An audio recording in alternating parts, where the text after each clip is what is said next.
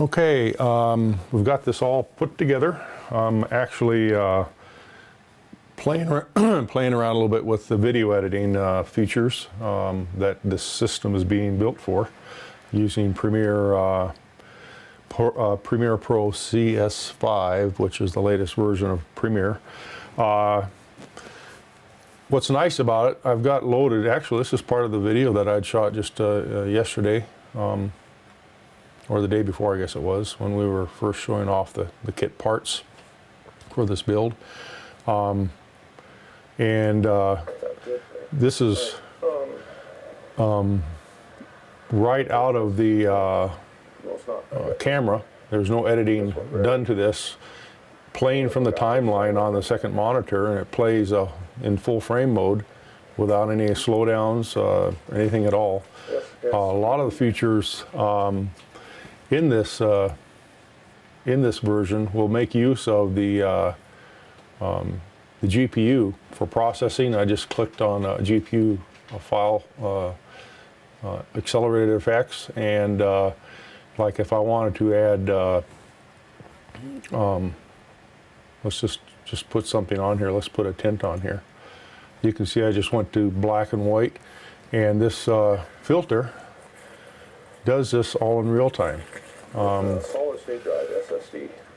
All of the filters that are listed here will work in real time. So anyway, the hardware much improved over what I had. Got the keyboard and mouse set up here on this small editing station, but I'm sure, like I would be, most of you are interested in the CPU and the new motherboard and the new box, which is, you can see, sitting over here in the corner, which I was blocking conveniently or inconveniently, but it's kind of nice. You can put these little handles up and you can pick the whole system up to put it right on now a workbench area. These little things I've left out, these are fan settings for just these two fans here. I imagine once I decide how I want the speeds of these fans to run most of the time, I'll just drop them inside the case. I don't know if you can hear it or not. You probably can. Let me turn these down.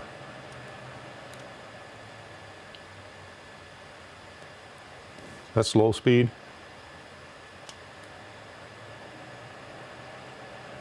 That's high speed. And then you also have on the front of the case these little dials right here. You can turn these up and listen again.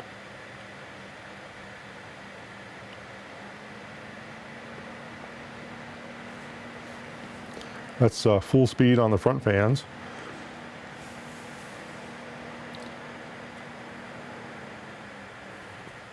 That's low speed.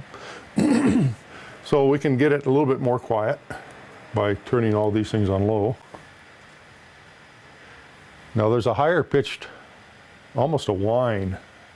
I don't have great high frequency hearing. I have a little bit of high frequency hearing loss, in fact.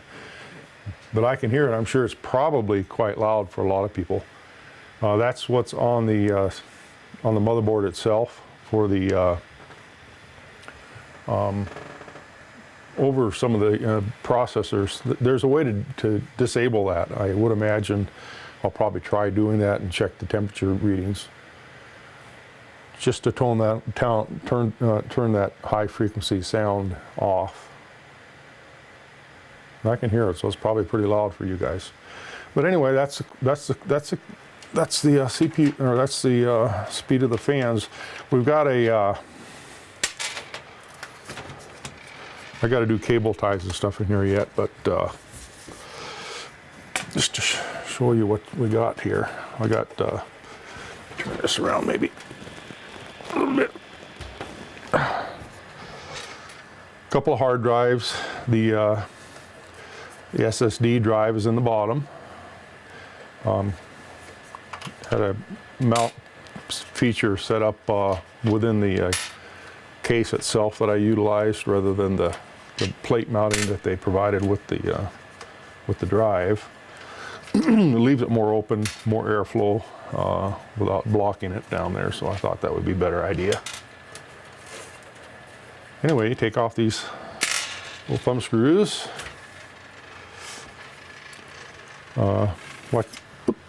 Like I said, I've got to back this up a little bit. I've got to put in some wiring ties and different things here to route these wires a little bit more neatly. Doesn't really bother me, but I suppose if you got a nice setup, you're supposed to have nice, neat wiring. This big CPU cooler that I was concerned about not fitting actually just fits. We've got almost no clearance between the back edge. I don't know if you can see in there or not. That's going to be pretty hard with the camera where it's situated. No, you're not going to be able to. But all the way in the back where the memory is at, the back of the cooler edge is not touching, but it's very, very close to touching the tops of the heat sinks on two banks of memory, the inwardmost two banks. And I actually had a bend. There's these little tabs that comprise the heatsink itself have little folds in them on each layer, and they're folding back towards that way. And anyway, the last set, the folds are kind of standing out, the last two folds on either side.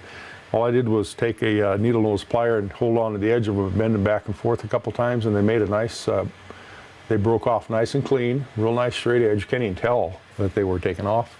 But that allowed me the marginal little bit of clearance that I did need. So nothing is touching. It's keeping very cool. Running about under processing load. I'm actually rendering some of this video work just to try it. Under processing load, it's running about 42 to 43 degrees centigrade on the CPU, which is well within tolerances. The CPU itself on the rendering function was running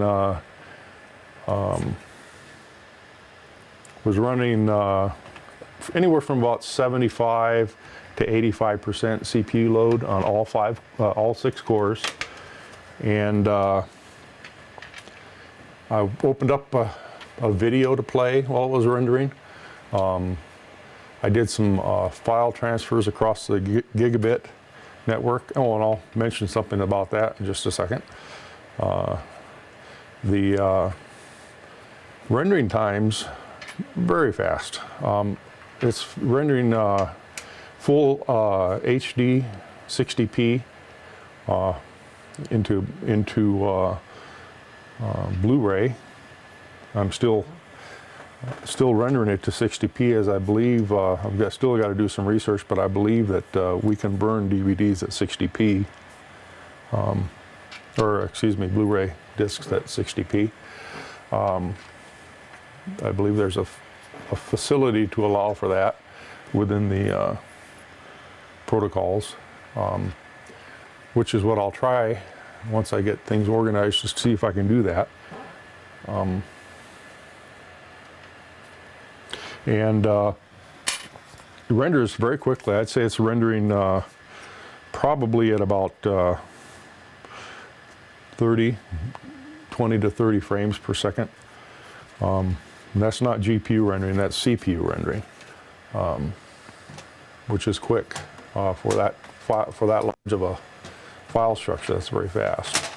So, well pleased so far overall. The thing I was going to mention on the networking, the one problem I found that's so far it's not resolvable, but it's going to be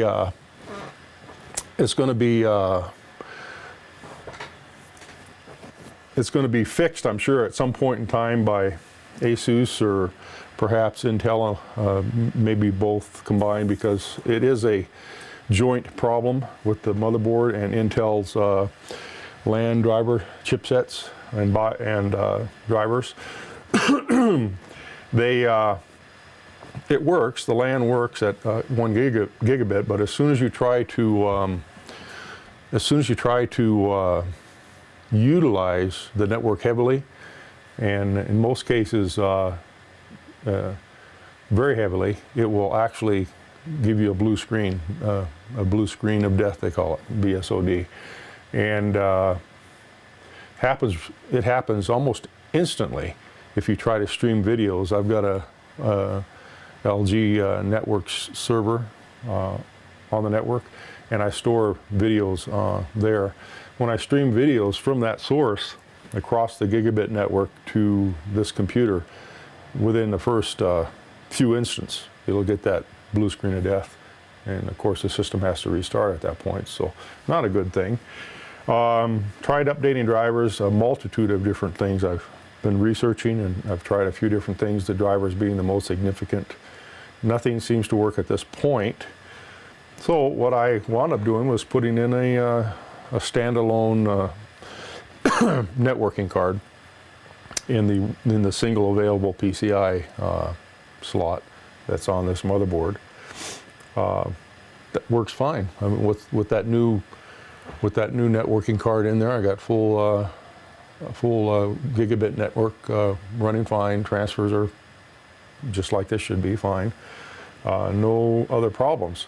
But otherwise, everything you've seen in the earlier part of the video is in there working properly, except for that single hitch with the LAN system, onboard LAN. But it's resolved now.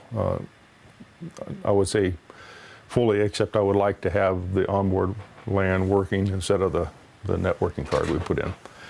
But that's about it. So we'll probably do a little more to this yet, I'm not sure, on the video, but we'll edit it down and post it some places for people to see. Thank you.